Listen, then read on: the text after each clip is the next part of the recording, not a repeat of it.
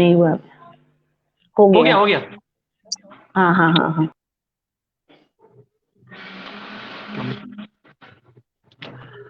चलिए, अभी अभी पथगामिनी के इस पटल से आज के इस कार्यक्रम में जिसका जिसका नाम है बतकही, तो हम आप सभी को बताना चाहेंगे कि बतकही का ये एक शुरुआत है, आज पहली कड़ी है।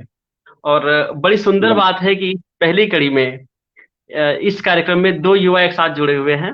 और युवा के इस कार्यक्रम में, बतकही के इस कार्यक्रम में, बतकही के पहले कड़ी में हम आप सभी के सामने लाने जा रहे हैं देश के प्रख्यात युवा चित्रकार, सॉरी चित्रकार, और कला समीक्षक, कला इतिहासकार, और जो बहुत कम समय में बहुत ऊंचाई हासिल कर चुके हैं।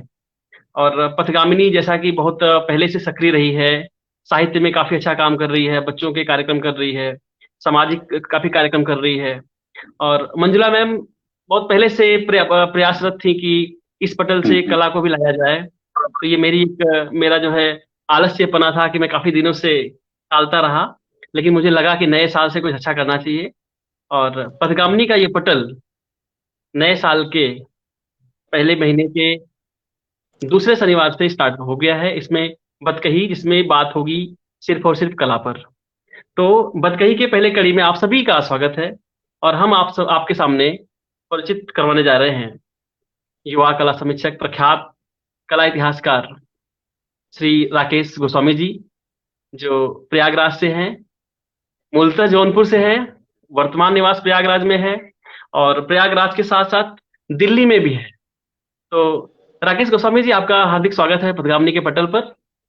और बहुत हम बहुत चाहेंगे कि अभिनंदन आप, है आपका भी, और जो श्रोता हमसे जुड़े हैं उनका भी बहुत बहुत अभिनंदन है, वंदन है आप सभी का। चलिए तो पथगामिनी का पटल आपका पथगामिनी पटल जी, आपका बहुत बहुत स्वागत है, हम अभिनंदन करती है। और आपको हम बता बहुत दें बहुत कि आभार, बहुत बहुत आभार जी। इस पटल की संचालिका और संयोजिका बहुत ही, इस उम्र में भी बहुत ही लगातार सक्रिय रहने वाली मैडम है, जिनका नाम है मंजुला श्रीवास्तव मैम। वो अ, हम सबसे पहले ही मुखातिब हो चुकी थी, परिचय करवाने के बाद अब वो इस समय हम लोग को सुन रही हैं। और सभी लोग, प्रणाम जितने भी करता हूं, लोग मैं हैं। मंजुला मैम को मैं प्रणाम करता हूं। चलिए तो हम कार्यक्रम की शुरुआत करते हैं एक शब्द से, कि मैं चित्र नहीं बनाता, बल्कि बनाता हम्म, हूँ खुद को, बचाता हूँ वजूद, ताकि कह सकूं दुनिया से कि मैं भी हूँ। वाह, बहते चला जाता हूँ, बहते चला जाता हूँ अथाह सागर में, ढूंढ लाना चाहता हूँ वहां से, कि मिल जाए खोया सा कुछ। अगर मिल वाह, गया तो मिल गई कृति, अगर मिल गया तो मिल गई कृति, कई कई बार लौटना पड़ता है खाली हाथ, कई वाह, कई बार लौटना पड़ता है खाली हाथ, बिल्कुल निराश, अगली बार आने के वादे के साथ। तो कोरा क्या बात कैनवास यही सब है। तो कोरा कैनवास से, है। जी, तो कार्यक्रम की शुरुआत करते हैं हम।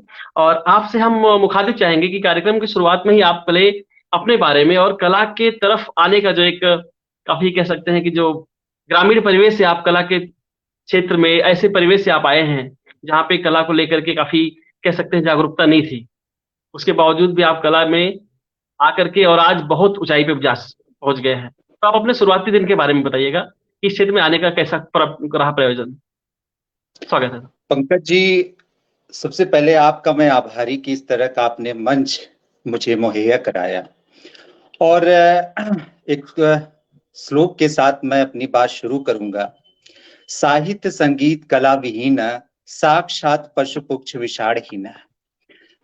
तो इसका भाव आप सभी समझ गए होंगे। और आज मैं देखता हूं कला और संस्कृति का एक उत्थान चल रहा है। कला और संस्कृति को लेकर के एक जागरण का दौर जारी है। और ऐसा नहीं कि यह जो दौर है इसी दौर में शुरू हुआ, यह जागरण बहुत पहले से शुरू हुआ था, लेकिन पहली बार हमें अपनी कला और संस्कृति की सुधि हुई। अगर हम अपने बचपन की बात करें, वैसे चूंकि मैं कई बार कह भी चुका हूं कि जो कलाकार जन्मजात होता है, कलाकार की अगर मैं बात करूं, कलाकार जन्मजात होता है, और मैं भी जन्मजात था। मुझे याद है कि मेरी जो दादी थी कलाओं में बड़ा रुचि रखती थी, कला से उन्हें बड़ा सरोकार था। और अपने समय में, जैसे आपको पता होगा, चूंकि आप गांव से होंगे, तो जाहिर सी बात है गांव में जो महिलाएं होती हैं, जैसे शादी विवाह के दौरान कोहबर बनाना या चौक पुरना, तो मैं बड़ी दिलचस्पी से देखा करता था। अच्छा, इस तरह के कार्यक्रम में जो मेरी दादी थी, मुझे एक सहयोगी के रूप में रखती थी, और तभी से एक तरह जो मेरी रुचि का विकास हुआ कला को लेकर के, और मैं धीरे धीरे धीरे धीरे आज जो आप बात कर रहे हैं कि भाई प्रसिद्ध तो नहीं हुआ, लेकिन यह है कि मेरी पूरी कोशिश है कि कला को लेकर के समाज में एक प्रचार प्रसार हो, एक जो सकारात्मक एक माहौल क्रिएट किया जाए। मैं देखता हूं जैसे जैसे बाकी विषयों की बात करें, साहित्य है, इतिहास है, बाकी भी तमाम विषय ऐसे हैं जिनको लेकर के हम उत्सुक रहते हैं, पर कला को लेकर के जनता में वह एक जो हम कहेंगे कि एक सकारात्मक दृष्टिकोण नहीं बन पाया है। आज भी हम चाहे बड़े हम मानते हैं अपने आप को, ठीक हम लोग काम कर रहे हैं, एक दिशा में काम कर रहे हैं, पर आज भी आप देखिए जो मिडिल क्लास की फैमिली या कोई भी आप परिवार को उठा ले, समाज से किसी भी वर्ग को आप उठा ले, कोई भी अपने बेटे को कलाकार नहीं बनाना चाहता। उसके पीछे वजह यही है कि कला को जिस तरह से परिभाषित करना चाहिए था या कला को एक जो मोड़ देना चाहिए था, वह मोड़ उसे नहीं मिल पाया। और मैं अब आश्वान्वित हूं, आप जैसे कला समीक्षकों का, चित्रकारों का, कला चिंतकों का उभार देश में हुआ है, और जिनके माध्यम से निस्संदेह आने वाली पीढ़ी लाभान्वित होगी। तो मैं आपको फिर से बता दूं कि बचपन में ये जो कला के प्रति मेरा एक कहेंगे कि रुचि जो बनी, वह आगे चल करके प्रयागराज में अपने एक तरह से चरम पर पहुंची। प्रयागराज के एक जाने माने चित्रकार हैं डॉक्टर श्याम बिहारी अग्रवाल। पहली बार मैं उनसे प्रयागराज में ही मुखातिब हुआ, और आपको पता होना चाहिए वॉश टेक्निक के बहुत बड़े कलाकार है, बहुत ही मूर्धन्य कलाकार है, और वॉश विधा के बारे में चूंकि आप स्वयं कलाकार हैं, आप जानते होंगे बंगाल शैली का यह अद्भुत देन है, और इसमें हमारी परंपरा को सहेजते हुए आकृतियों को या कलाकृतियों को बरता जाता है। तो एक तरह से वह मेरे गुरु बने, और जो मैं हूं आज, जो मैं लिखता हूं, पढ़ता हूं, जो मैं चिंतन करता हूं, कहीं ना कहीं पृष्ठभूमि में मेरे गुरु ही है डॉक्टर श्याम बिहारी अग्रवाल। और इस तरह से धीरे धीरे जो मेरी दादी के साथ एक कला यात्रा शुरू हुई, और आज देखिए निरंतर उसमें प्रगति हो रही है। और मैं तमाम जो युवा जुड़े हैं हमसे और बाकी लोगों का फिर से मैं अभिनंदन करता हूं कि इस तरह का माहौल जो बन रहा है, उसके पीछे हमारे जो पुरखे हैं उनका हाथ तो वही है, लेकिन आगे वाली पीढ़ी भी एक बहुत ही सकारात्मक काम कर रही है, और इसमें मैं आप में भी तमाम संभावनाएं देखता हूं। अभी आपने बताया कि मैं ज्यादा प्रख्यात तो नहीं हुआ हूँ, ये देखिए आपका बड़प्पन है। बाकी वो चीजें होती हैं जो खुद से वाकई में नहीं कही जाती हैं। एक समय था जब ललित कला में अध्ययन करने वाले बच्चे जब अध्ययन करते थे, तो विश्वविद्यालय में प्रोफेसर की एक कह सकते हैं कि मजबूरी होती थी, वो कुछ गिनी चुनी किताबों के नाम बताते। और देखा जाए तो जो एग्जाम के पैटर्न, वो प्रश्न बनते थे और बच्चों का जो एक लिखना होता था, वो कहीं न कहीं से एक बंधे हुए दायरे में चलता था। एक कुछ सीमित परिभाषाएं होती थी, सीमित लेखक होते थे, सीमित किताबें होती थी, उसी में घूम फिर करके जो है लिखना होता था छात्र को, और विश्वविद्यालय तो उसकी चेकिंग भी उसी स्तर पे होती थी। तो वो रिक्तता हमें लगता है कि काफी समय तक चली है, लेकिन आज मैं देखता हूँ, विश्वविद्यालय स्तर पर भी देखता हूँ, बच्चों में एक चहक है, उनमें किताबों को लेकर के नई नई चीजें जो है ढूंढने को लेकर के, नई नई बातें जानने को लेकर के उनके अंदर उत्सुकता है। वो काफी हद तक देखा जाए तो कला के क्षेत्र में जो किताब का एक देखा जाए तो किताब को लेकर के, किताब कला को लेकर के एक काफी आपकी किताब को लेकर के लोगों में काफी उत्सुकता आई। और बड़ी अच्छी बात हुई कि आपकी पुस्तक जो है वो कला को लेकर के बहुत ही सार प्रस्तुत करती है।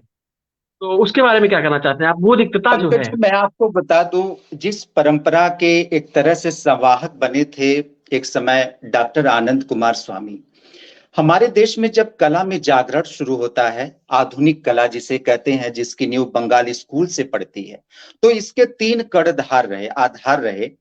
एक ईबी हैवल साहब रहे, दूसरे अवनींद्रनाथ ठाकुर रहे, मतलब अवनींद्रनाथ टैगोर, और तीसरे थे आनंद कुमार स्वामी।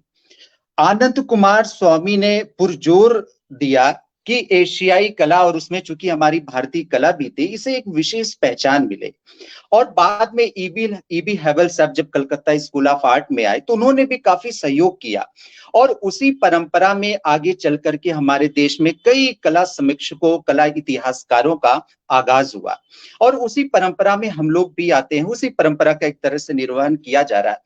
जैसा कि मैं शुरू में बताया कि मुझे बड़ी चिंता होती थी जब मैं स्वयं विद्यार्थी जीवन जी रहा था और जब बाकी विषयों की तरह मुझे कला की पुस्तकों का अभाव दिखता था। वह अभाव कहीं न कहीं एक टीस पैदा करती थी और तभी मैंने संकल्प ले लिया था कि कुछ समय बाद जब मैं अनुभवों को गेन कर लूंगा या जब मेरा अनुभव बढ़ जाएगा इस क्षेत्र में, मैं जरूर कुछ करना चाहूंगा। और मेरे गुरुजी ने सहारा दिया। मैं बता चुका हूं डॉक्टर श्याम बिहारी अग्रवाल मेरे गुरुजी हैं और असल में आनंद कुमार स्वामी का बार बार इसलिए नाम आता है, उनका एक बड़ा प्रभाव मेरे ऊपर है और वही प्रभाव मेरे गुरु का है। हमारे गुरुजी डॉक्टर श्याम बिहारी अग्रवाल क्षितेंद्र नाथ मजूमदार के शिष्य रहे और क्षितेंद्र नाथ मजूमदार भी आपको पता होगा अवनींद्रनाथ टैगोर के स्टूडेंट रहे और यहाँ पर आकर के इलाहाबाद में उन्होंने बंगाल स्कूल का प्रचार प्रसार किया और उसी परंपरा में आज मैं थोड़ा सा और बात बढ़ाना चाहूंगा। आज मैं देख रहा हूं आधुनिकता को लेकर के बड़ा शोर है, लोग चीख रहे हैं, लेकिन ये जो कलाकार थे जिनसे कला में या हम कहेंगे हमारे देश की कला में जागरण हुआ, उन्होंने जो एक नींव तैयार की, उसका नींव जो है, उसका जो आधार है बहुत ही मजबूत है और उसी नींव पर चल करके हमें एक बड़ी इमारत खड़ी करने की आवश्यकता है।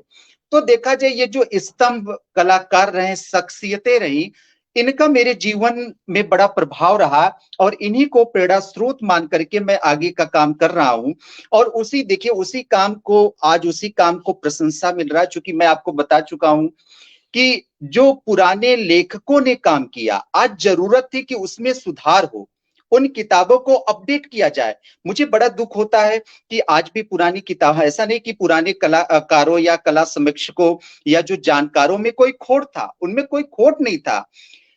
बात यह है कि उससे अद्यतन करने की आवश्यकता थी। आज भी देखता हूं मैं किताबों में, मुझे बड़ा दुख होता है, कई बार सवाल भी पूछ लेता है कुछ उस तरह के कला इतिहास से संबंधित जो बच्चे परीक्षा देते हैं कि जोगी मारा की गुफा कहाँ है।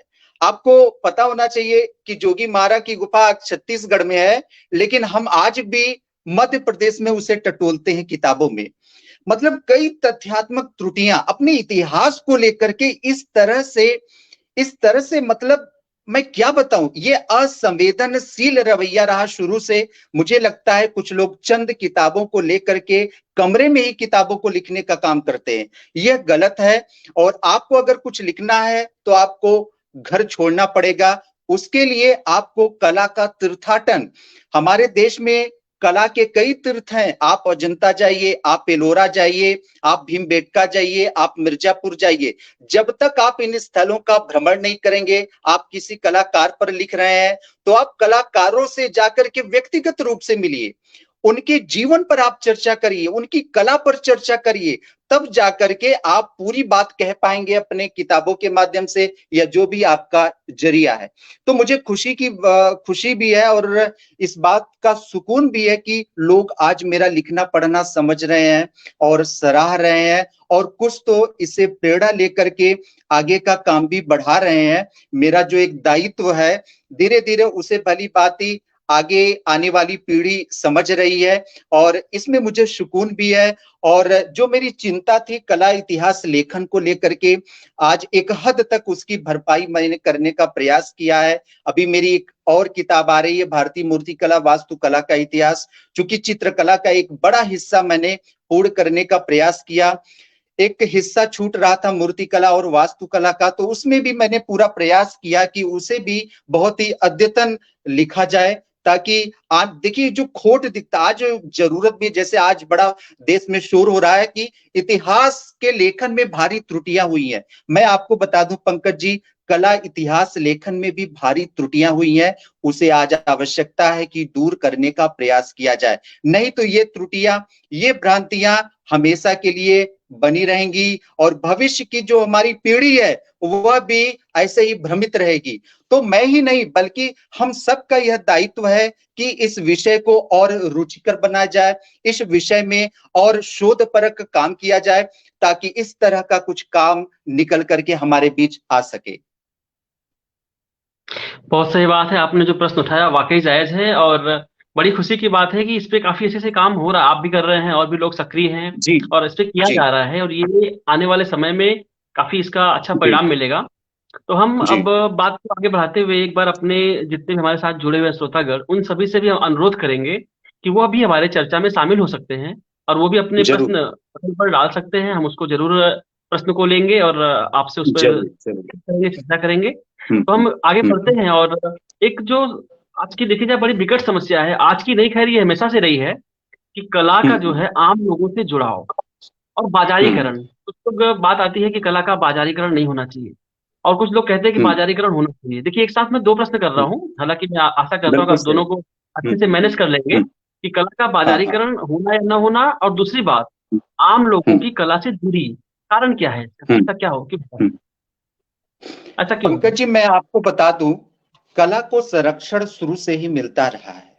आप देखेंगे हमारे देश में अगर हम लघु चित्रों के विकास की बात करें, जैसे हम राजस्थानी शैली की बात करें या हम बंगाल स्कूल की बात करें, वो तो बात की बात है, या उसके पहले हम मुगल शैली की बात करें या पहाड़ी शैली की बात करें, तो जो उस दौर के शहंशाह होते थे, राजा होते थे, सम्राट होते थे, कलाकारों को संरक्षण प्रदान करते थे और कलाकार उस परिवेश में अपनी कल्पना को एक नया रूप देते थे।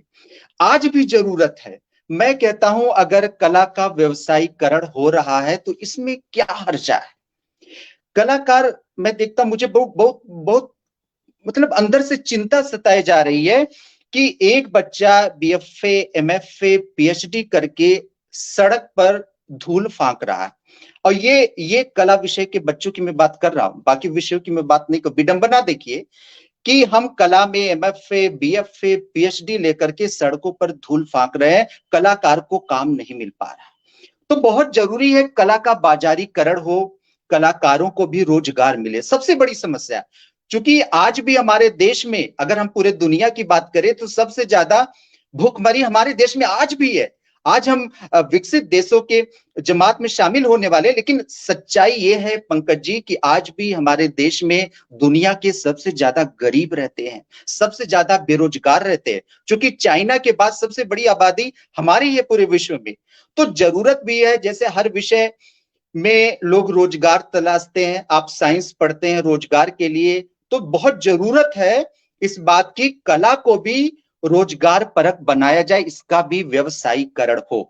अब आते हैं कि कलाकारों का भटकाव। देखिए, कला का जो सृजन होता है वह स्वायत्त सुखाय के लिए, इस बात को इग्नोर नहीं किया जा सकता। हमारे जो कला के अग्रणी रहे हैं हमारे देश के अवनींद्रनाथ टैगोर, अवनींद्रनाथ टैगोर ने स्वयं कहा था कला का अनुकरण होना चाहिए, लेकिन उस अनुकरण में भी हमारे देश की आत्मा का निवास होना चाहिए। अगर हमारे देश की उसमें आत्मा नहीं है तो कला एक तरह से भाव विहीन हो जाएगी। उसमें हमारे विचार होने चाहिए, और जब तक उस कला में हमारे विचार नहीं होंगे तब तक उस कला में आत्मा नहीं हो सकती। और आज जरूरत भी है, आज जरूरत भी है कि इन बातों का ख्याल रखा जाए और इन्हीं ख्यालों के साथ कलाकार काम करें। मैं जैसा कि आपको बता चुका, आज पूरे देश में सांस्कृतिक उत्थान का काल चल रहा है। मैं अभी 2 साल पहले भोपाल में गया था, भारत भवन भोपाल में विजिट करने। वहां पे इस बात की मुझे खुशी हुई, मतलब वहां का जो मैंने परिवेश देखा, बहुत सारे जनजातीय कलाकार काम कर रहे थे। पंकज जी, जनजातीय कलाकारों को काम करते देखना बहुत ही सुखद एहसास करा गया। मैंने देखा कि महिलाएं ज्यादातर, चूंकि इस तरह का काम महिलाएं करती हैं, और महिलाओं की देखा देखी पुरुष भी। मैंने एक कलाकार का इंटरव्यू लिया ऐसे ही, मैंने पूछा कि कला के प्रति, जैसे आपने पूछा कि कला के प्रति आपका कैसे लगाव हुआ, बचपन में मेरी दादी की वजह से, और बाद में मेरे गुरु की वजह से। वैसे उस कलाकार ने बताया, मुझे बड़ा ताज्जुब भी हुआ, उस कलाकार ने कहा कि यह रुचि मेरी पत्नी ने पैदा की।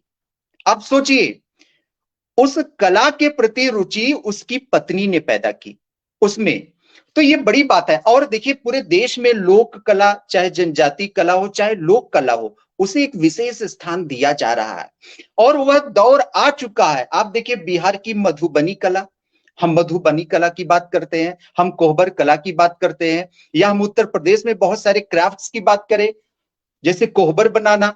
तो बहुत सारे बच्चों से मेरी गुजारिश है जो हमसे जुड़े हुए हैं, आप इन्हीं में से अपनी एक नई सर्जना को तलाशिए, आप एक नए कैनवस को चुनिए और आप ही इस कला के कर्णधार हैं। मुझे बहुत दुख होता है कि हमारे देश में जो युवा है वह रातों रात चित्रकार बनना चाहता है। मैं आपको बता दूं, तूलिका पकड़ने के लिए कई जन्म लेने पड़ते हैं बच्चों, कई जन्म लेने के बाद तब सही से आप ब्रश पकड़ पाते। तो ये बात आप दिमाग में रखिएगा। और पिकासो बनने के पहले आप याद करिए, यामिनी राय ने कौन सा अनुकरण किया था। आप सोचिए, एक समय यामिनी राय को आप भारत का पिकासो क्यों कहते थे? क्योंकि उन्होंने जो देश की आत्मा को पहचाना था, लोक कलाओं के प्रति उनका रुझान जो था, वही उन्हें पिकासो के समकक्ष तक ले गया था। हम हुसैन को लेकर के दुनिया भर की बातें करते हैं, हुसैन को भारत का पिकासो क्यों कहा गया, उनको दर्जा पिकासो का क्यों मिला?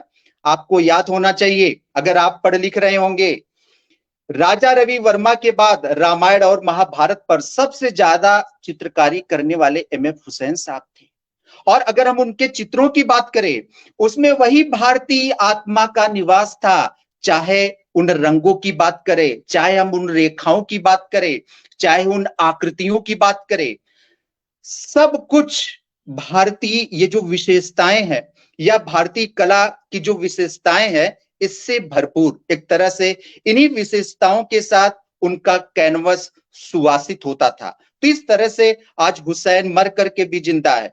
तो मेरी कलाकारों से गुजारिश है कि देखिए, आपका दो उद्देश्य होना चाहिए। मैं बाजारीकरण का बिल्कुल विरोध नहीं करता, लेकिन आपको यह ध्यान होना चाहिए कहीं उस बाजारीकरण में आपका अस्तित्व भी ना बह जाए। अपने अस्तित्व को बचा करके हमें बाजारीकरण की तरफ देखना होगा। हमें अपनी कलाकृतियों का लेखा जोखा करना होगा, उसका मोल, और ये इस तरह की बिक्री क्रय बिक्री में आपको दिलचस्पी दिखानी होगी। नहीं तो न आपका अस्तित्व बचेगा, न देश की स्थिति बरकरार रह पाएगी, जिसके लिए हम जाने जाते हैं। पंकज जी, चलिए, बहुत अच्छी जानकारी मिल रही है आपकी बातों से। अब हम दो तीन प्रश्न जो हमारे सामने आ रहे हैं, एक तो हम पहले आपको बता दें कि दिल्ली से संदीप मिश्रा जी जुड़ चुके हैं और मिर्जापुर से हमारे साथ संजय प्रजापति जी जुड़ चुके हैं। ये सब आपको सुन रहे हैं। मिर्जापुर से हैं संजय प्रजापति जी, और अभी धर्मेंद्र नाथ तिवारी सर जुड़े हुए हैं, जो जिनके काफी अच्छे प्रश्न आ रहे हैं। अभी इसके पहले उन्होंने पूछा था कि उन्होंने कहा था कि कला को वाकई में सम्मान नहीं मिल पाता। हालांकि इस पे मेरे हिसाब से आपने उत्तर दे दिया है। आपने भी बात करी कि आर्थिक अभाव से जूझ रहे हैं कलाकार, और अभी उनका एक प्रश्न है कि देश के सभी कलाकार अच्छा से अच्छा करने के लिए प्रयासरत हैं, लेकिन सरकार समाज उचित ध्यान नहीं देती। बात सही है, सरकार को भी आगे आना चाहिए। उसके पहले हम, जहां तक मुझे लगता है कि देखिए, सरकार क्या करे क्या न करे वो तो सरकार का अपना काम है, उसमें हम लोग नहीं कर सकते। मैं जहां तक समझ पाता हूँ, एक अगर देखा जाए, इसमें मैं आपसे भी आपकी राय लूंगा। उसके पहले मैं आपसे पूछना चाहता हूँ कि जैसे एक कलाकार होने के नाते हम लोगों का और एक आम दर्शक होने के नाते हम लोगों का, दोनों तरफ से मैं बात कर रहा हूँ। जैसे हमारे आपके शौक में होता है कि छोटी छोटी बातें होती हैं, लोग किसी का जन्मदिन मनाते हैं या लोग कुछ करते हैं, अधिकतर तो वो क्या करते हैं कि मार्केट से ला करके तमाम सामान गिफ्ट करते हैं। बिल्कुल सही बात। और भी चीजें जो भी उनको लगता है कि कुछ विशेष हो, वो करना चाहते हैं। लेकिन आम लोगों का क्या ये फर्ज नहीं बनता कि अगर वो किसी को गिफ्ट करना चाहते हैं, तो अधिकतर लोगों की एक मानसिकता बन गई है कि अगर वो गिफ्ट करता भी है, पेंटिंग करता है, तो क्या करते हैं कि वो अक्सर सामने वाले का पोर्ट्रेट बनवा के देते हैं, पोर्ट्रेट ही देते हैं। लेकिन मैं चाहता हूं कि अगर आम लोग किसी को गिफ्ट करना चाहें तो पोर्ट्रेट के अलावा भी पेंटिंग गिफ्ट की जा सकती है। और दूसरी बात, कलाकार की तरफ से मैं कहना चाहता हूं कि कलाकार भी हम्म, जो मान लीजिए उनके पास 50 कलाकृतियां हैं, उसमें से कुछ हम्म, कलाकृतियां हैं जो लाखों में बिक रही हैं, हम्म, लेकिन कुछ कलाकृतियों के दाम अगर वो कम कर दें, जो आम हम्म, लोगों के पहुंच में आ सके, आम लोग उसको बिल्कुल, आसानी से खरीद सके। मैं नहीं कहता बिल्कुल, हूं कि अपने दाम कम करें, हमारे हम्म, कुछ काम होते हैं जो वाकई में बहुत महंगे होते हैं, हमने उसमें काम किया है, खर्च हम्म, किया है, वो उसके दाम को हम्म, हाई फाई रखे, कोई दिक्कत नहीं है। हम्म, हम्म, लेकिन अगर उसमें से कुछ परसेंट वो रखे कि हाँ ये हम सस्ते से सस्ते में देंगे, और आम लोग हम्म, उसी बहाने जुड़े, तो क्या हम्म, दोनों लोग अपने अपने काम में अगर थोड़ा सा बदलाव करें, तो आपको नहीं लगता कि बाजार भी बढ़े और कलाकृतियां जो है वो लोगों के घरों तक पहुंचेंगी किसी न किसी बहाने? पंकज जी, एक बार की बात है, असल में हमारे देश के एक बड़े कलाकार थे नंदलाल बोस, जिन्होंने संविधान की जो जो मूल पांडुलिपि है उसका चित्रण किया था। और जो कांग्रेस के अधिवेशन हुआ करते थे उसमें भी पोस्टर बैनर बनाते थे जो पांडाल की साज सज्जा का काम किया करते थे। एक तरह से महात्मा गांधी के कलादूत थे, उनको हम कलादूत मानेंगे। तो गांधी जी ने उनसे कहा था, चित्र घर के लिए मत बनाओ, बाहर के लिए बनाओ। चित्र रास्ते के लिए बनाओ, राह में रखने के लिए बनाओ, ताकि गांव का आदमी भी उसे निरख और परख सके। तो शुरू से ये जो भावना हमारे, देखिए हमारे देश की जो भावना बहुत महान है, इसीलिए हम पूजे जाते हैं।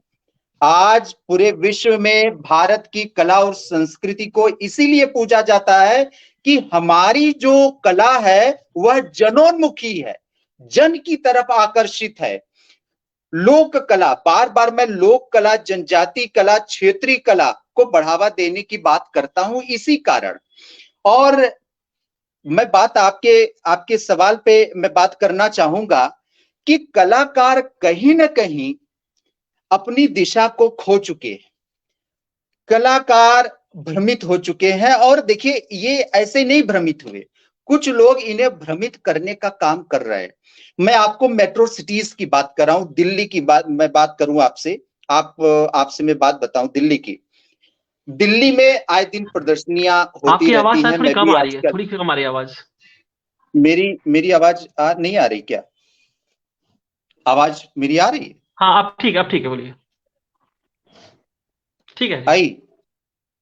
और पंकज जी मैं आपको बताऊं, आज की जो मॉडर्न कला जिसे हम तथा कथित मॉडर्न का नाम देते हैं, यह मेट्रो सिटीज तक सीमित रह गई है।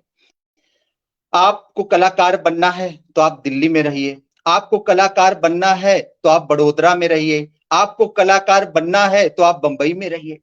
लेकिन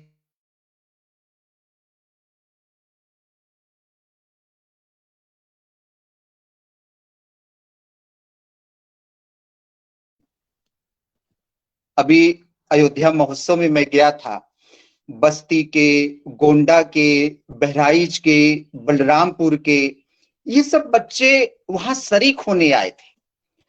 तो कला उनके लिए भी मैं सरकारों से, मेरा वहां पे भी आह्वान था, यहाँ पे भी अगर कोई व्यक्ति सुन रहा हो तो जरूर बात पहुंचाए। सरकारों से, जैसा इन्होंने कहा, सरकारों से भी अनुरोध है कि कला को संरक्षण दे। और बिना उनके संरक्षण के, चूंकि देखिए एक बड़ी मानसिकता काम करती है, कला के साथ साथ मानसिकता काम करती है, और जरूरत भी है कि हमारी इस तरह की कलाओं को प्रमोट किया जाए। कलाकार, देखिए मैं फिर से बात कर दूं, कलाकार जो होता है वह हमेशा संरक्षण में काम किया है और उसे संरक्षण की आवश्यकता होती है। कलाकार का पेट भरे तभी वह काम अच्छे से कर पाएगा, ढंग से कर पाएगा। लेकिन फिर वही बात, कलाकार पेट भरते भरते भरते आज लखपति होना चाह रहा है, करोड़पति होना चाह रहा है, और उसी में उसकी मौलिकता का भी सर्वनाश होता जा रहा है। तो कई तरह से, कई आयाम से हमें अपनी चित्रकला को देखना होगा, परखना होगा। पंकज जी। बिल्कुल बिल्कुल सही बात आपने कही। और अभी अभी हमारे साथ गुलाब चंद जी जुड़ गए हैं, उन्होंने कहा कि बहुत ही अच्छी जानकारी वाली बातचीत हो रही है। हम उनका जी, बहुत बहुत धन्यवाद ज्ञापित करते हैं कि अभिनंदन वो है मन से गुलाब जी सुन रहे का। हैं। और कार्यक्रम वाकई में अच्छा हो रहा है, और मुझे लगता है कि बतकही की शुरुआत जो है वो वाकई में काफी, हम्म, देखा जाए तो हम्म, आगे भी याद की हम्म, जाएगी। और मुझे भी हम्म, खुशी है कि हम इसकी शुरुआत आपसे किए हैं। और काफी जो है काफी संपन्नता के प्रतीक है हमारा ये आज का कार्यक्रम होगा। तो हम आगे जी। बढ़ते हैं। अभी आपने कहा कि एक बार आप कहीं गए थे, वहां पे आपने पता किया कि उनको आगे बढ़ने में उनके परिवार से ही हम्म, काफी सहयोग मिला। तो अभी हम आपको हम्म, बताना चाहेंगे कि लोक शैली की जो बात आ रही है, इसका हम्म, दो उदाहरण मेरे पास भी है। अभी आप कलाकार संजू दास जी मैम को देखिए, या फिर बिल्कुल इधर सही बात। महाराष्ट्र की मैं बात करूं, स्वाति साबले मैम हम्म, की बात करें, तो बड़ी अच्छी हम्म, बात है कि इन दोनों को पहली बार हम्म, जब कैनवास और ब्रश दिया गया तो उनके हम्म, पति जी द्वारा दिया गया। और वाह। आज आपको पता है कि वो दोनों कलाकार परिचय की मोहताज नहीं है, और बिल्कुल बहुत ही सही अच्छा बात। काम जो है उनका चल हम्म, रहा है। और बिल्कुल बड़ी सही खुशी बात। की बात है कि आने वाले 17 तारीख को स्वाति साबले जी की प्रदर्शनी वो हम्म, जहांगीर गैलरी में शुरू होने जा रही है। और मेरी उनका जो तरफ से भी काम बधाई। है, जी। उनका जो काम है बहुत ही लाजवाब काम है। उनका काम तो पता नहीं क्यों कह नहीं हम्म, पाता, मुझे इतना अच्छा काम लगता है और बहुत ही हम्म, गहराई है। तो हम्म, देखा जाए तो जो आपने बताई बात अभी कही, दिल्ली और बेंगलोर यहाँ तक ही हम्म, सीमित रह गई है। हम्म, अभी इस बात पे मुझे एक बात और याद आ गई। एक हम्म, समय था अपने हम्म, इलाहाबाद, अपने लखनऊ, वास हम्म, पद्धति की बात आती है या फिर कला की बात आती है, बहुत पहले कई कलाकार हम्म, वहां से निकले और हम्म, अंतर्राष्ट्रीय स्तर तक उन्होंने बहुत अच्छा काम किया। बिल्कुल अब पहचान हम बनाई अपनी। हालांकि हमारे ऊपर हो सकता है आरोप लगे कि हम उत्तर प्रदेश की बात कर रहे हैं, ऐसी कुछ नहीं है। हम्म, हम पूरे देश की हम्म, बात कर रहे हैं और प्रयास करेंगे कि आने वाले समय में आज भी हम्म, हम हर हम्म, राज्य का धीरे धीरे बात करेंगे। लेकिन बिल्कुल शुरुआत हम बिल्कुल करते सही हैं, बात। उत्तर प्रदेश की कला एक बार बहुत आगे चल रही थी, लेकिन हाँ हाँ। आजकल देखा जाए तो पता नहीं क्यों सीमित रह गई है। आज के कलाकार भी, कला हम्म, कृतियां और आज का विषय भी जो है वो सीमित हो गया है। हम्म, और उत्तर प्रदेश हम्म। का जो है वो नाम अपने भारत के स्तर पर काफी कम हो गया है। कारण क्या पंकज है, जी, बता सकते हैं? मैं आपको बताऊं, कारण कारण हमारे आका हैं।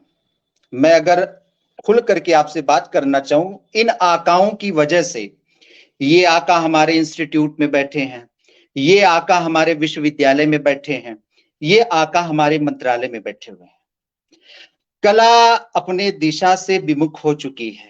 इन नौनिहालों को मैं बेवजह गलत क्यों ठहराऊं? आप जैसी शिक्षा देंगे वैसा बच्चे आगे चल करके काम करेंगे। आप अच्छी शिक्षा देंगे, आप अच्छा अच्छा प्रशिक्षण देंगे, तो ये बच्चे आगे चल करके प्रदेश ही नहीं बल्कि देश का भी नाम रोशन करेंगे। आप याद करिए, असित कुमार हालदार जब चल करके लखनऊ आर्ट कॉलेज में पहुंचे, कितनी संभावनाएं जगी थी पूरे देश में। लखनऊ ने कला जगत में अपनी एक पहचान बनाई थी। और वॉश को लेकर के बंगाल से चली वॉश विधा, लखनऊ की जो क्षेत्रीय एक तरह से विधा थी, उसके साथ सम्मिश्रित होकर के उसे एक नया जीवन, एक नए रूप और एक नए आयाम में प्रस्फुटित हुई थी। आपको याद होना चाहिए, आप भी भूले नहीं होंगे। और उसी परंपरा में देखिए बहुत सारे कलाकार आए, जैसे हम खास्तगीर साहब की बात करें, या आगे चल करके आप देखिए बहुत ऐसे मतलब गंभीर कलाकारों का उदय हुआ हमारे उत्तर प्रदेश में। आप रणवीर सिंह बिष्ट साहब की बात करें, आप मदन लाल नागर की बात करें, आप हरियर लाल मेड़ साहब की बात करें, आप बद्रीनाथ आर्या की बात करें, और अभी एक बहुत अच्छे आर्टिस्ट काम कर रहे हैं राजेंद्र प्रसाद, जिनका वॉश माध्यम में अच्छा काम है। वहीं अगर हम बात करें उत्तर प्रदेश में, छितेंद्र नाथ मजूमदार जो बंगाल स्कूल के संत चित्रकार माने जाते हैं, और ताउम्र उन्होंने वैष्णो जन की भांति अपने चित्रों में राधा कृष्ण का अंकन किया। और और एक बहुत बड़े संत थे, बंगाल के एक बहुत बड़े संत थे, याद होगा उनका नाम आपको, चैतन्य महाप्रभु, उन पर भी उन्होंने काम किया। और उसी परंपरा को देखिए, आज उसी परंपरा को अक्षुण्य बनाने का काम उनके शिष्य ने किया है, जिनका नाम है डॉक्टर श्याम बिहारी अग्रवाल, और संयोग से वह मेरे कला गुरु हैं। तो यह मेरे लिए भी सौभाग्य की बात है। वहीं अगर मैं बनारस की बात करूं, आप सोचिए जब के.एस. कुलकर्णी साहब बनारस में आए थे, काशी हिंदू विश्वविद्यालय में उनका आगमन हुआ था, तब बड़ी संभावनाएं जगी थी। आज जो हमारे प्रदेश में क्षेत्रीय ललित कला केंद्र स्थापित हुआ है, कहीं न कहीं उसके पीछे उन्हीं का योगदान।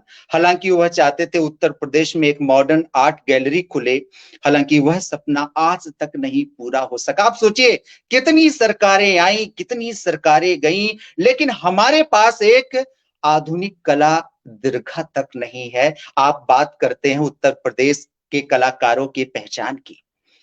मैं आपको बताऊं भाई, हम पूरी तरह से ये नहीं कहेंगे कि सरकार दोषी है, मैं उस मानसिकता की बात कर रहा हूं कि जिस मानसिकता के साथ उत्तर प्रदेश में काम किया गया।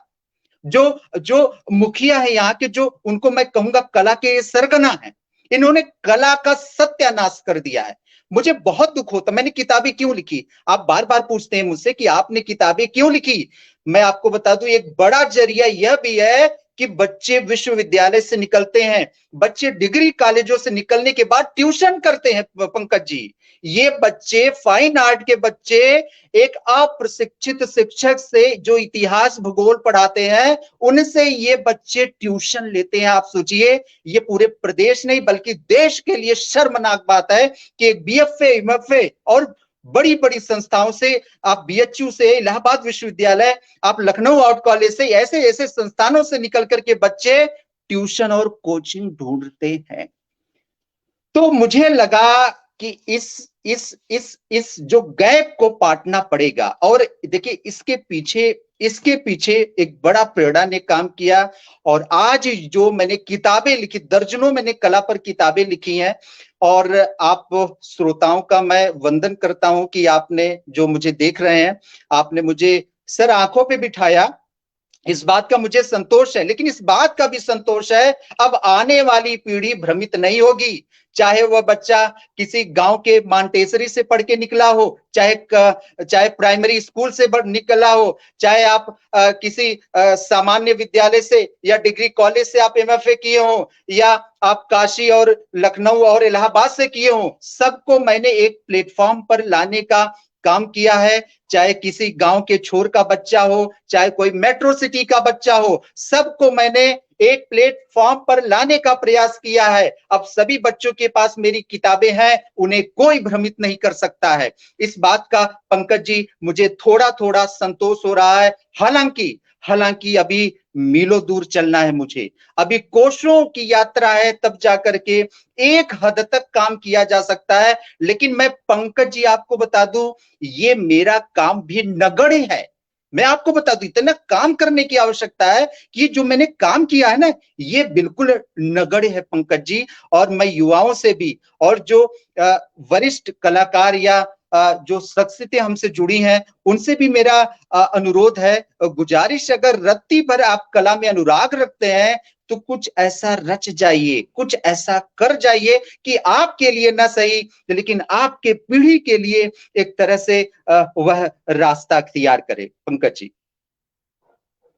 देखिए, बहुत सही बात कही आपने, लेकिन मैं थोड़ा सा रोकना चाहूंगा। जो अभी आपने बात कही कि बच्चे बाहर जाके ट्यूशन लेते हैं। देखिए, देखा जाए तो बात सही है कि मैंने पहले ही बता दिया कि किताबों की कमी रही है, उसका असर तो रहा, अब बदलाव हो रहा है। लेकिन ट्यूशन लेने के पीछे कहीं ना कहीं से मेरे हिसाब से ऐसा लगता है कि आजकल, अभी आपने पहले ही बोल दिया कि लोग रातों रात स्टार बनना चाहते हैं।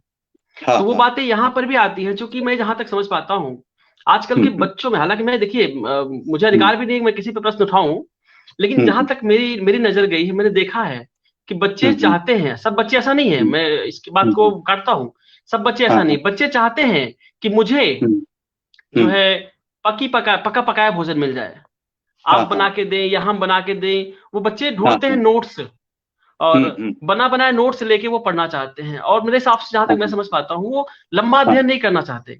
तो कहीं ना कहीं से अगर वो स्टार्टिंग से लंबा अध्ययन करे अपने प्रैक्टिकल के साथ, मैं बात बताऊं कि विश्वविद्यालय स्तर पे जहां तक मैं समझ पाया हूं कि बच्चे प्रैक्टिकल पर बहुत ज्यादा ध्यान देते हैं, बहुत ज्यादा ध्यान देते हैं।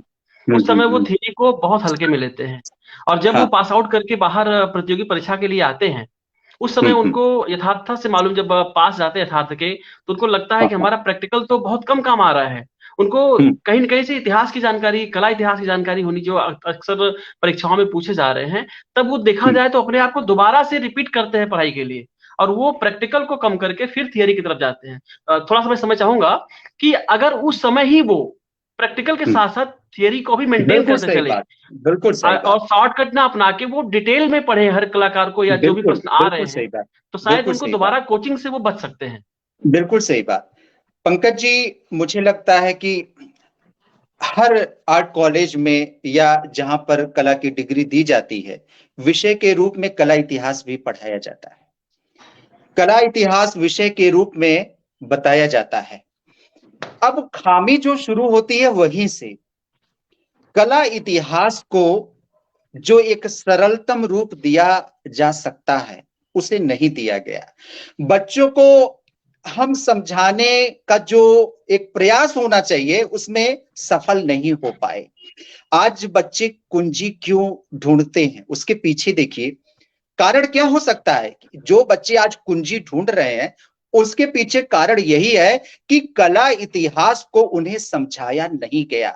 बाकी विषयों की तरह कला इतिहास को भी कला इतिहास के अध्यापक रुचिकर बना करके पढ़ा सकते थे और यह संस्कार उनमें डाल सकते थे।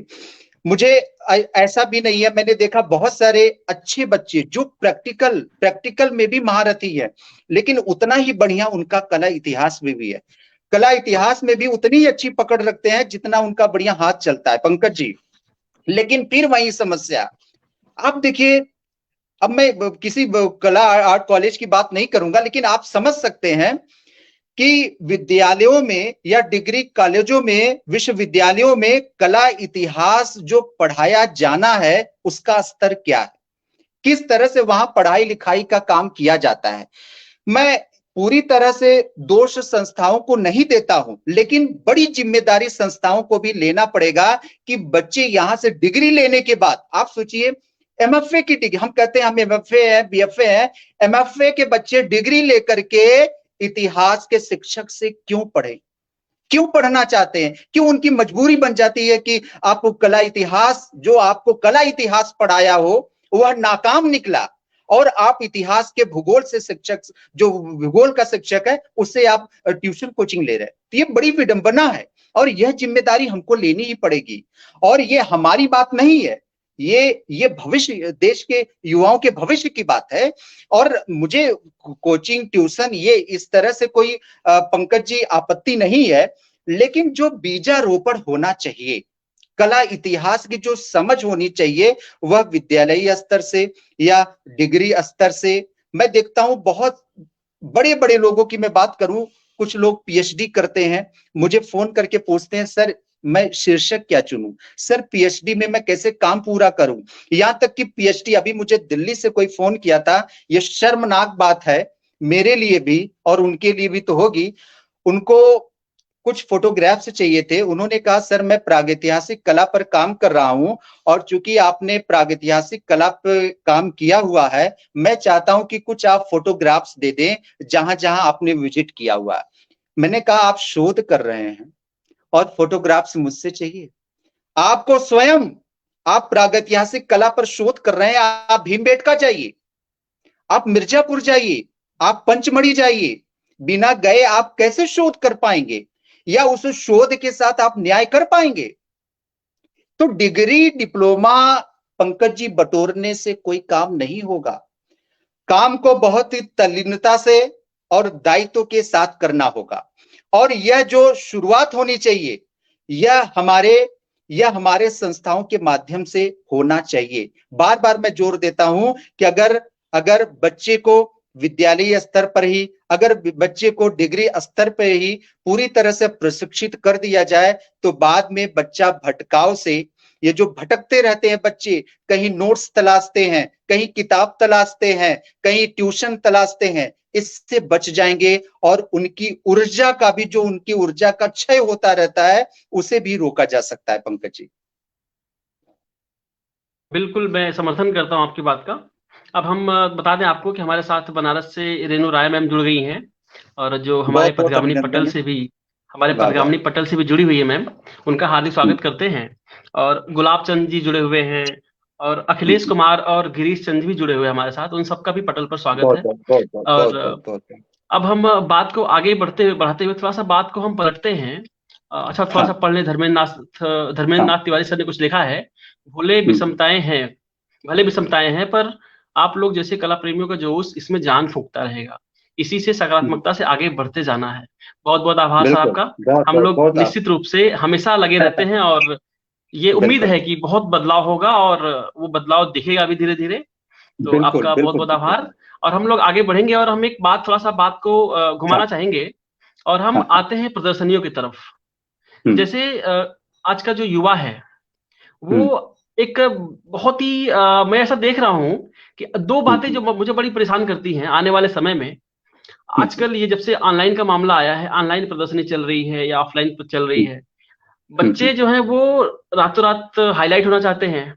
और कुछ लोग हैं जो तमाम संस्थाएं खोल करके उनसे पेंटिंग मंगाते हैं। हालांकि देखिए ये बड़ा संवेदनशील लूटने का मामला है काम ये, कर रहे हैं, लेकिन संस्थाएं बना संवेदनशील करके मामला है, मुझे लूटने नहीं का बोलना काम कर चाहिए, रहे हैं लेकिन बच्चों को, हाँ, लेकिन बच्चों के नहीं साथ बोलना चाहिए, डकैती संवेदनशील कर रहे मामला हैं।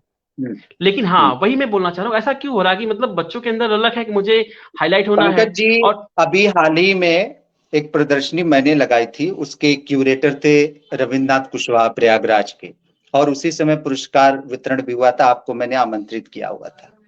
मैंने देखा लखनऊ की कोई महिला है, एक लड़की ने फोन किया, प्रदर्शनी लगाने का, एक एक पेंटिंग लगाने का 5-5 हजार रुपया उन्होंने बच्चों से वसूला।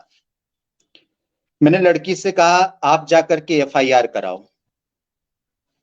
भाई इस तरह से काम कैसे चलेगा कि बच्चों को लूटा जा रहा है। ये जो संस्थाएं हैं रातों रात पनपती हैं, ये संस्थाएं कुकरमुत्तों की तरह रातों रात पनप आती हैं और लूट करके चली जाती हैं। तो इस तरह से इन संस्थाओं पर पाबंदी लगना चाहिए, एक मॉनिटरिंग इन पर होनी चाहिए, कोई मॉनिटर करने वाला, इन पर लगाम लगने वाला व्यक्ति होना चाहिए। और दूसरी बात, युवाओं की मैं बात करूं तो युवाओं को भी थोड़ा सा संभलना होगा। मुझे बड़ा दुख होता है कि एक ही चित्र आप 10 प्रदर्शनी में लगाते हैं। एक चित्र को आप 10 प्रदर्शनी में लगा करके क्या साबित करना चाहते हैं? आपको कला का अगर 10 सर्टिफिकेट दे दिया जाए तो इससे आपकी कौन सी हैसियत बढ़ने वाली है? आप बताइए, आपकी कौन सी हैसियत बढ़ने वाली है? मैं उन युवाओं को फिर से बताने का काम, मतलब वैसे तो मेरा जारी है, पर फिर से मैं उन्हें बोलना चाहूंगा कि इस तरह का काम न करें। आप निरंतर सृजनरत रहें और मौलिकता पर ध्यान दें। अगर आपको चित्रों को कहीं प्रदर्शित करना है तो देश की तमाम नामचीन संस्थाएं हैं, प्रमाणित संस्थाएं हैं, आप उन्हें अपने चित्रों को वहां भेज करके प्रदर्शित कर सकते हैं। लेकिन इस तरह के संस्थाओं के गोद में खेलने से बचिए, ये आपको लूट करके चली जाएंगी और लूट पाट का काम यह अनवरत जारी है। पंकज जी, बिल्कुल बिल्कुल, हम बताना चाहेंगे कि अभी हमारे पटल से डॉक्टर राजकुमार पांडे जी जुड़े हुए हैं, जो जयपुर कॉलेज ऑफ अभिनंदन है। आर्ट से हैं और वहाँ पे इस हाँ, समय अध्यापन कार्य कर रहे हैं। मैं मंजुला मैम से एक बार चाहूंगा कि मैम उनके प्रश्न को एक बार पटल पर लाइएगा। मैं देखता हूँ उन्होंने काफी लंबा प्रश्न लिखा है। मंजुला मैम से आग्रह करूंगा कि एक बार डॉक्टर राजकुमार पांडे का प्रश्न पटल पर लाया जाए। तो उन्होंने कहा है कि बतकही कार्यक्रम में आप दोनों कला समीक्षक बहुत साधु, अच्छा, आप नवीन विषय वस्तु पर परिचर्चा कर रहे हैं। कला बहुत गूढ़ विषय है, इसे आसानी से समझना बहुत मुश्किल है। वर्तमान परिदृश्य में शिक्षक से लेकर विद्यार्थी तक जिस प्रकार से व्यावसायिक कार्यों को लेकर उत्सुक और क्रियान्वित हैं, यह भी एक चिंतन का विषय है। सही बात है। कारण यह है कि बिल्कुल विद्यार्थियों को कला की बेसिक यानी प्रारंभिक स्तर का ज्ञान भी प्राप्त होने में असहजता प्राप्त हो रही है, जिसके कारण वह निरंतर अभाव ग्रसित रहते हैं, जैसा कि राकेश गोस्वामी जी ने बिल्कुल बहुत। बिल्कुल बिल्कुल नहीं, बिल्कुल बिल्कुल बिल्कुल सही बात पंकज है, जी, इसमें तो हम भी। बिल्कुल सही बात है। और आप ये देखिए, जो हमारी नई शिक्षा नीति है, अगर हम नई मंजुला मैम शिक्षा प्रश्न, नीति की हाँ, बात प्रश्न करें, हटा दीजिएगा क्योंकि अब लंबा, काफी लंबा है, हाँ, वो फोटो हट जा रही है हम लोगों की। मंजुला मैम, हाँ दूसरा लगाइए जी। जो हमारी नई शिक्षा नीति है, इसे कला को प्राइमरी स्तर से लेकर के उच्च स्तर तक अनिवार्य तरह से बना दिया गया है। तो यह हमारे लिए एक तरह से माइलस्टोन है और कला जगत के लिए बहुत अच्छी खबर भी है। लेकिन लेकिन जब तक हम अपनी सुसुप्तावस्था को नहीं तोड़ेंगे, जब तक इस जड़ता पर हम वार नहीं करेंगे, तब तक कला को लेकर के जो कुछ इस तरह का वातावरण बनना चाहिए वह नहीं बन पाएगा। और पंकज जी, यह दायित्व सिर्फ मेरा आपका नहीं, इस दायित्व को संस्थाओं को भी लेना होगा। और जो कलाकार या जो भी कला प्रिय लोग हैं, जिन्हें कला से रत्ती भर अनुराग है, मैं सबकी बात कर रहा हूं, सबको इसका दायित्व अपने हाथ में लेना होगा। और यह बोध होना चाहिए, यह बोध होना चाहिए कि मैं एक कलाकार हूं और कला के बारे में कुछ न कुछ अपना योगदान देते रहना है।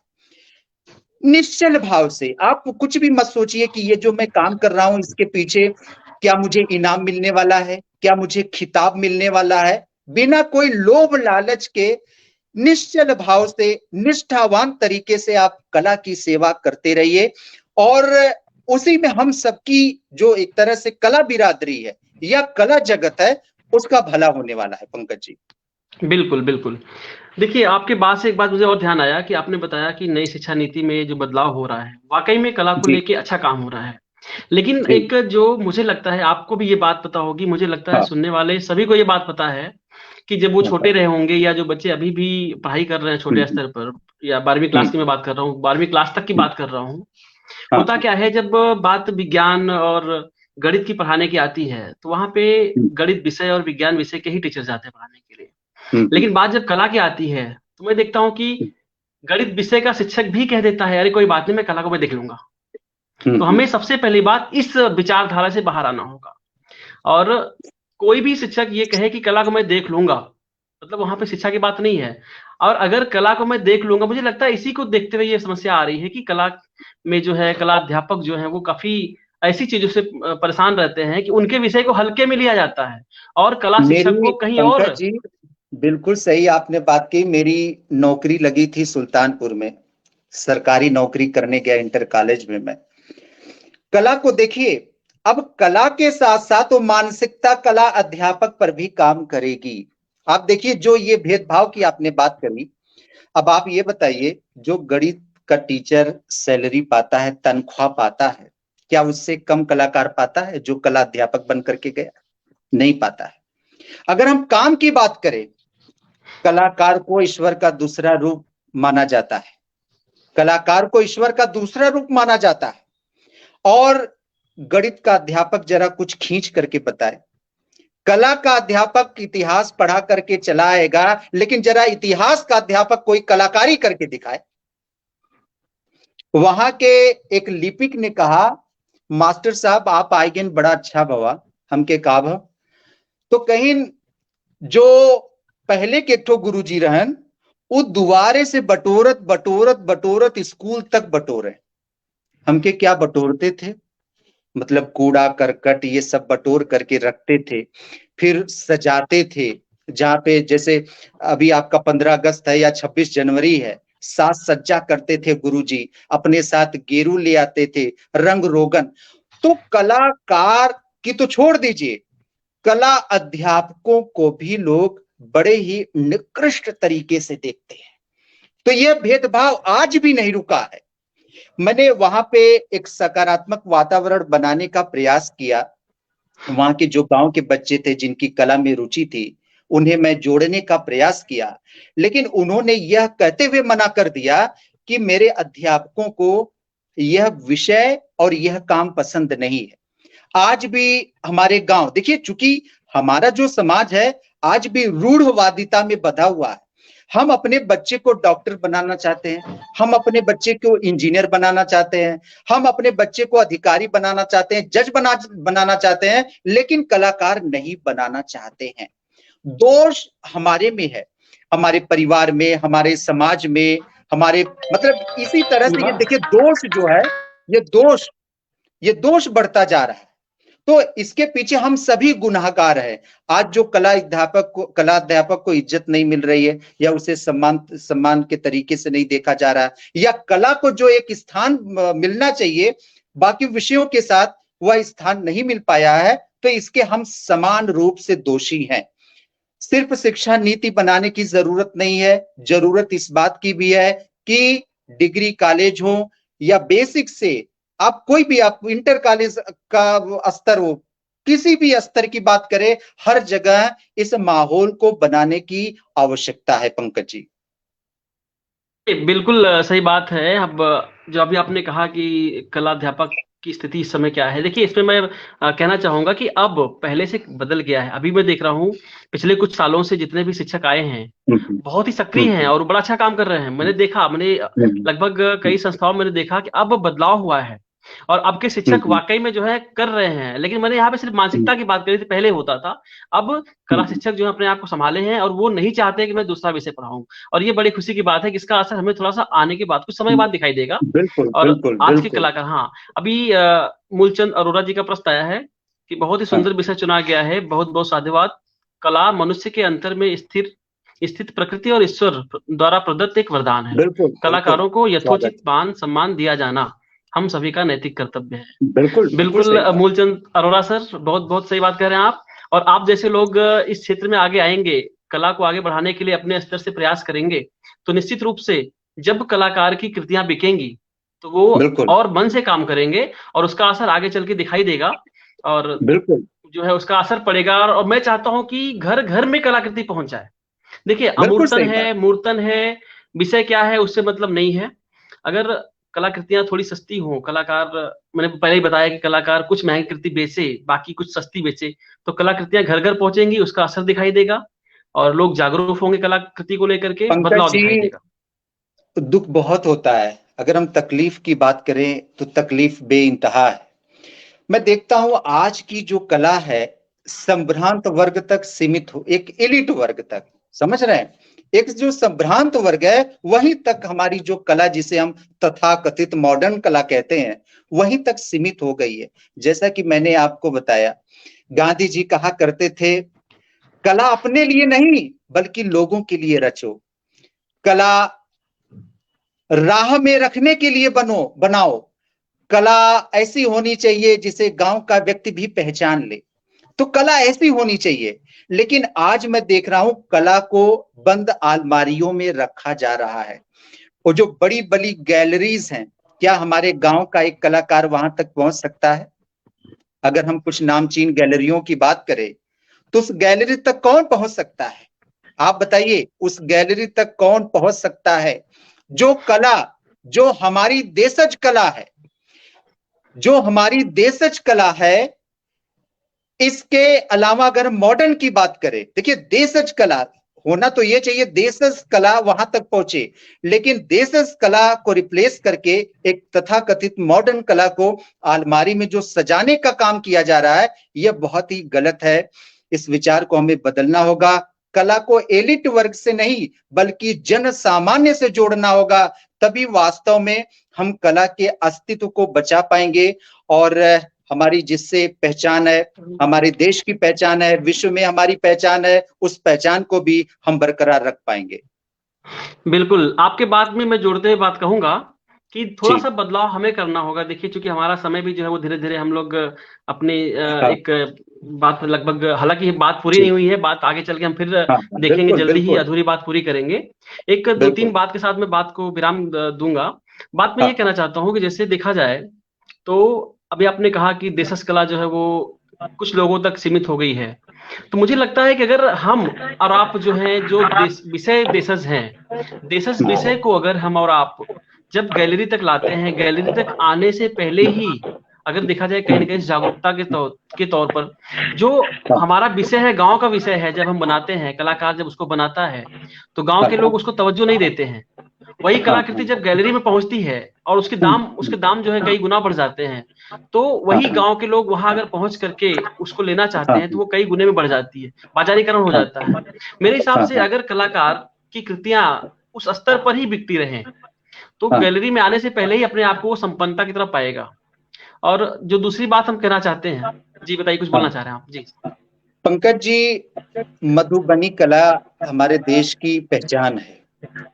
उस कला का जो खरीद फरोख्त होता है मेट्रो सिटीज में नहीं होता। बड़े बड़े लोग जाकर के उस गांव में पहुंचते हैं जहां पर यह कला रची जाती है, और वहां सीधे कलाकार से इसको क्रय करते हैं। तो आज इस तरह का माहौल बनाने की आवश्यकता है पंकज जी, कि बड़ी बड़ी गैलरियां हमारे गांव तक पहुंचे, हमारे मोहल्ले तक पहुंचे। जैसे मधुबनी पेंटिंग को खरीदने के लिए बड़ी बड़ी कंपनियां जाती हैं, बड़े बड़े लोग जाते हैं, बड़े बड़े ये जो आर्ट डीलर वहां पे जाकर के डीलिंग करते हैं। तो इस तरह की कला का उभार होना चाहिए। मैं आपको बता दूं, इसको छोड़ दीजिए। जैसे हम गोंड पेंटिंग की बात करें, आज गोंड पेंटिंग, जनगढ़ सिंह श्याम ने गोंड पेंटिंग को एक मॉडर्न रूप दिया है। गोंड पेंटिंग को जो पहचान मिली है उसके पीछे यही कारण है कि हम ये जो भटकाव है, अगर इस भटकाव से हम बच गए और अपने अस्तित्व को पहचान गए और उसी अनुरूप हमने काम किया या काम कर गए, तो मैं आपको बता दूं कि आप घर बैठे अपनी कलाकृतियों को बेच सकते हैं।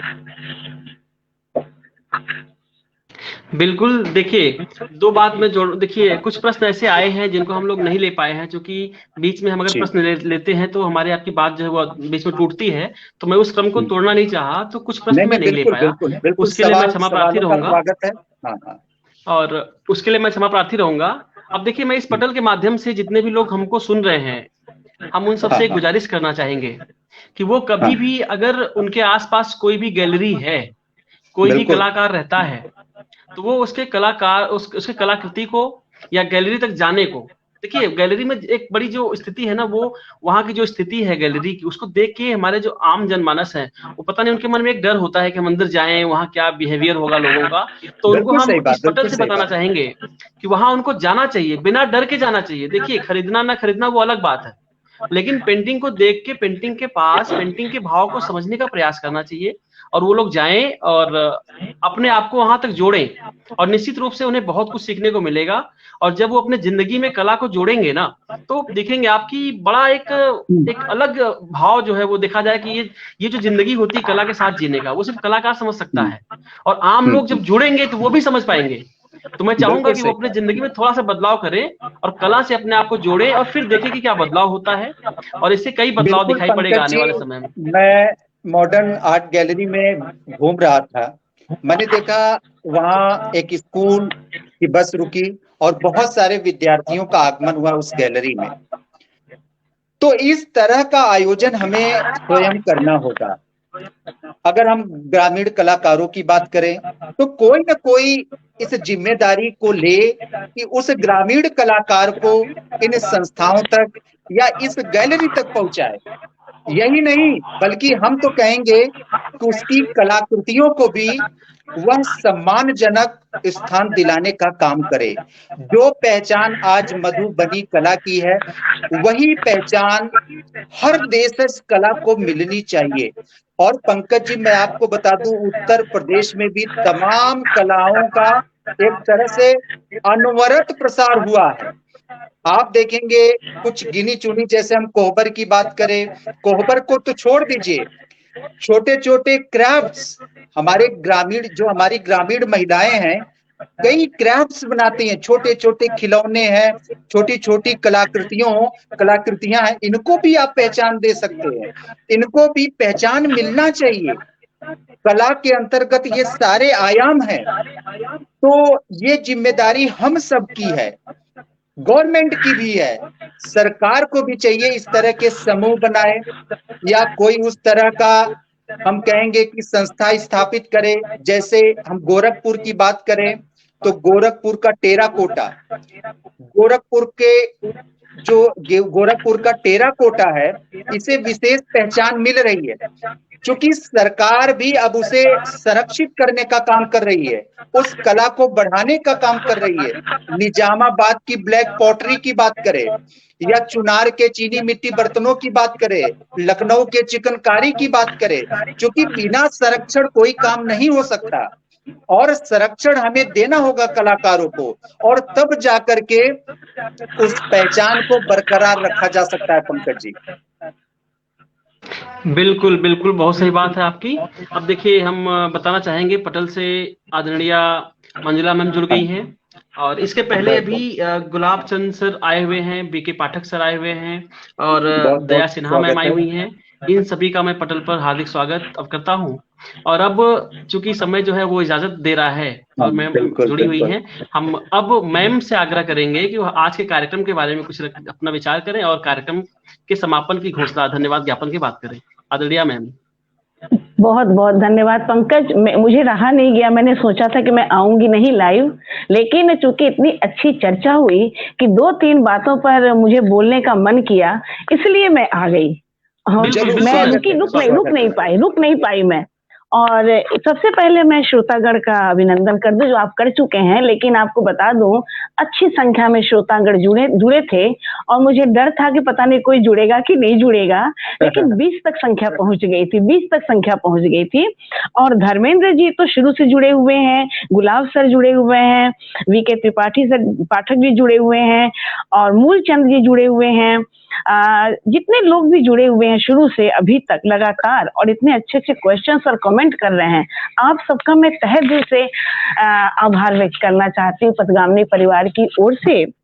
और राकेश जी, मैं 2-3 बातें कहना चाहूंगी जो कि मुझे ड्राइंग की नॉलेज नहीं है, बिल्कुल नॉलेज नहीं है ड्राइंग की मुझे, लेकिन मैं इतना जरूर कहूंगी जो शॉर्टकट वाली बात हुई है, मैं बहुत खेद के साथ कहना चाहूंगी कि ड्राइंग ही नहीं, आर्ट ही नहीं, साहित्य में भी, साहित्य लेखन में भी बिल्कुल बिल्कुल बहुत रातों रात थोड़ा सा लिख करके, बहुत ही घटिया किस्म का चीज लिख करके लोग रातों रात पता नहीं क्या स्टार बनना चाहते, पता नहीं क्या बनना चाहते हैं, मुझे तो समझ में नहीं आता है। देखिए, आदरणीय सुरेंद्र सागर जुड़ चुके हैं, आपका बहुत बहुत स्वागत है आदरणीय सागर सर। जाते समय आप आए, मुझे उम्मीद है कि आप पूरा सुनेंगे बाद में, बहुत अच्छी चर्चा रही।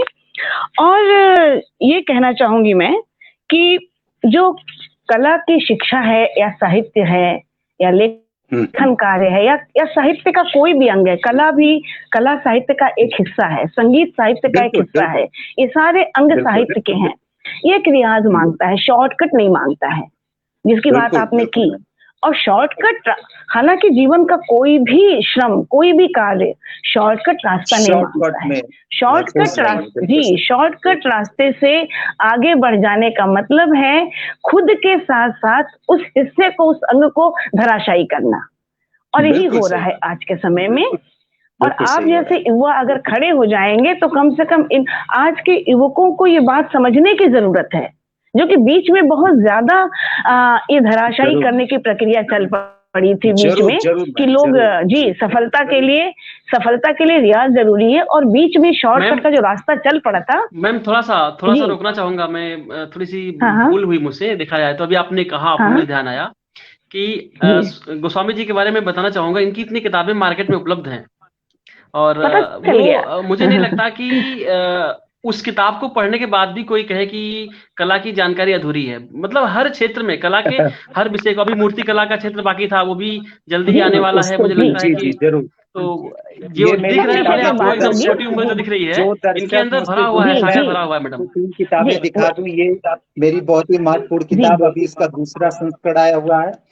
और मॉडर्न पे मैंने काम किया, आधुनिक समकालीन कलाकारों पर बहुत अच्छा काम है, इसे आप देख सकते हैं। इसे बल्कि देखिए नहीं, खरीद करके आप पढ़िए, इसका अवलोकन करिए। और एक किताब खंड 2, ये देखिए बहुत बढ़िया बन पड़ी है, और इसका देखिए बहुत ही कम समय में इसका तीसरा संस्करण आ चुका। तो ये बताने के लिए पर्याप्त है कि इस किताब की कितनी लोकप्रियता है। बहरहाल आप सबने मुझे लोकप्रियता के शिखर तक पहुंचाया, इसके लिए बहुत बहुत आभारी।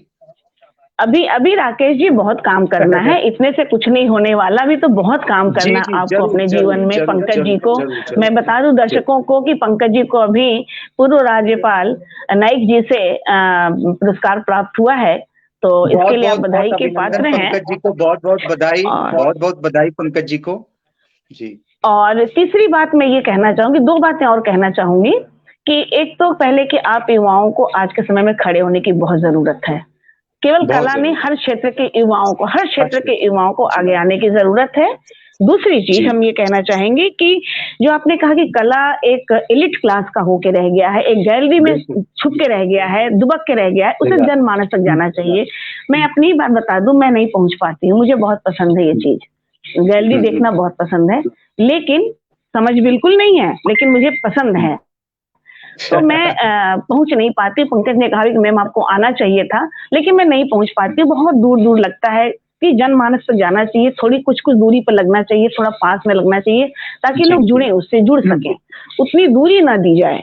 तीसरी बात में जो आपने बात की कि किसी भी सब्जेक्ट के टीचर को कला का क्लास दे दिया जाता था, मैंने कमेंट भी किया था, मैंने अपना अनुभव बताऊं कि 11th में आर्ट एक विषय होता, फाइन आर्ट्स एक विषय होता है, एक सब्जेक्ट होता है। और आपको बता दूं, मैं हिंदी की टीचर, 12th तक हिंदी पढ़ाने वाली बहुत सामान्य इंसान में हूँ, और मुझे ड्राइंग की क्लास दे दी गई। आप बताइए मैं क्या कर सकती हूँ? आप बिलीव नहीं करेंगे, 6 महीना मुझे पढ़ाना पड़ा और मैंने सिलेबस देखा, उस सिलेबस के अकॉर्डिंग मुझे नेट पे पढ़ना पड़ता था, सीखना पड़ता था, फिर जाके मैं ईमानदारी में यहाँ पर आज दर्शकों के सामने ईमानदारी बरत रही हूँ कि अंदर से मुझे कहीं ना कहीं बहुत खलल था इस बात का कि मैं वो ईमानदारी नहीं कर सकती थी वहां पे, थोड़ा वो जो सीख के जाती थी समय बिता देती थी पूरा पूरा। अब आप कला थोड़ा की बहुत दुर्दशा जो है उसे भली भांति समझ आप सकती हैं सोच कि इस लीजिए इस बात विषय को, की कितनी इतनी दुर्दशा, बड़ी बेईमानी है, विडंबना कही जी, विडंबना। लेकिन अब मैं बता रहा हूँ कि अब जहां तक मैं देख रहा हूँ मैडम, की अब बात में बदलाव हो बता गया है, दूं, बहुत बदलाव हो गया है। विडंबना कह लीजिए, मैं हिंदी की जी। 12th तक पढ़ाने वाली टीचर और मुझे आर्ट्स का क्लास दिया गया एमए को पढ़ाने के लिए जी जी, और मैं क्या पढ़ा सकती हूँ? उसमें एक सिलेबस है बिल्कुल सही बात, बकायदा, बिल्कुल सही, उस सिलेबस को मैं बिल्कुल कहाँ सही, पढ़ा सकती हूँ? लेकिन मैंने बिल्कुल सही। कोशिश की और कोशिश करके जाकर के 1 घंटे का समय 45 मिनट का पीरियड मैं गंवाती थी, थोड़ा बहुत बता के बच्चों को समय निकालती थी। मैं क्या बताऊं अपनी, पंकज आज जी, मैं नहीं, मैं गलत नहीं, मुझे आता नहीं, मुझे नहीं, नॉलेज बिल्कुल नहीं, सही बात, बिल्कुल सही बात, मुझे बिल्कुल क्लास सही दिया बात, गया, वही चल रहा है, वही ऐसा चल हो रहा रहा है जी, है। बिल्कुल सही बात। मैडम चाहेंगे कि बात को आगे बढ़ाइए, और मुझे लगता है कि समय हो गया, कार्यक्रम की घोषणा कीजिए मैम, समापन। स्वागत है मैम।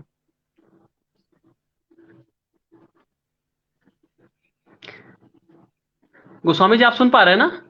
हाँ बिल्कुल बिल्कुल, मैं सुन पा रहा हूँ मैम। मैडम, मैं चाहूंगा कि कार्यक्रम को 1-2 कमेंट अभी आए हैं, उनको पढ़ के आप बिल्कुल कार्यक्रम के समापन की घोषणा करें और धन्यवाद ज्ञापन के साथ। बिल्कुल हाँ, बिल्कुल मैं भी, नए लोग जुड़े हैं, मैं नए लोगों के कमेंट्स को पढ़ लेती हूँ। हाँ, बिल्कुल, आदरणीय गुलाब चंद जी ने एक और कमेंट किया है कि गोस्वामी जी की पुस्तकें पढ़कर बहुत ही आनंद आता है और कला की भी सत्य वचन ऑथेंटिक जानकारी प्राप्त होती है। धन्यवाद सर। संदीप मिश्रा जी कहते हैं बहुत बहुत बधाई। वेद प्रकाश जी कह रहे हैं जी, वेद प्रकाश जी कह रहे हैं बहुत ही गर्व की बात है कि राकेश गोस्वामी सर मेरे जौनपुर जिले से हैं। बहुत बहुत धन्यवाद सर आपका। अभिनंदन है वेद प्रकाश जी का। किरण जी, आदरणीय किरण सिंह जुड़ी हुई हैं, उन्होंने भी सर की पुस्तक तो बहुत ही अच्छी है, शायद उन्होंने पढ़ी है। आपको बहुत बहुत स्वागत है मैम, और धन्यवाद कि आपने सर की पुस्तक का अवलोकन किया हुआ है। और कुमार सुरेंद्र सागर जी कह रहे हैं हार्दिक बधाई आदरणीय। अशोक सिंह जी जुड़ गए हैं, मकर संक्रांति के हार्दिक शुभकामनाएं कह रहे हैं। तो काफी लंबा ये चर्चा हो चुकी जी, ये काफी अच्छी चर्चा और बहुत सार्थक और बहुत लंबे समय तक चर्चा हुई, और मुझे उम्मीद है कि बहुत जल्दी क्या, हर महीने के सेकंड सैटरडे को कला पे चर्चा होनी है। तो ये और चलेगा इसके लिए पंकज जी का बहुत बहुत आभार, और मैडम आपका भी बहुत बहुत आभार, किस तरह का आपने प्लेटफॉर्म मुहैया कराया, और इस सार्थक बातचीत का लोग लाभ उठाए होंगे जी जरूर से जी। तो अंत में मैं आप दोनों कला समीक्षकों और कवि पंकज आर्टिस्टों का मैं हार्दिक आभार व्यक्त करते हुए पटल के उस पार जुड़े सभी श्रोतागण का हार्दिक आभार ज्ञापित करना चाहती हूँ। मकर संक्रांति और कल बीत गई, क्या बीता है कल, एक हमारे पंजाबी लोगों का बीता है लोहड़ी, चर्चा बहुत अच्छी थी लोहड़ी, पुंगल, बिहू, सारी चीजें आज और कल के बीच में 14-15 तारीख सभी का मैं बहुत बहुत सभी को मैं शुभकामनाएं देती हूँ। इन समस्त त्योहारों का हार्दिक शुभकामनाएं आप सब लोगों को। गोस्वामी सर जी ने बहुत अच्छी पुस्तकें लिखी हैं, विकास वर्मा कुमार बता रहे हैं। जी सर, बहुत बहुत धन्यवाद। तो अब मैं सभी का हार्दिक आभार ज्ञापित करते हुए शुभ रात्रि कहते हुए सभी का जी, कार्यक्रम के समापन की घोषणा करते हुए भी नेक्स्ट एपिसोड की कामना में मैं आप सभी को शुभ रात्रि। थैंक यू, धन्यवाद। Good night. धीरे जी, अब धीरे धीरे आप लोग एंड करिए तो मैं फिर एंड करूँ एंड में ना। आप लोग लेफ्ट हो जाइए, फिनिश करिए। Good night sir.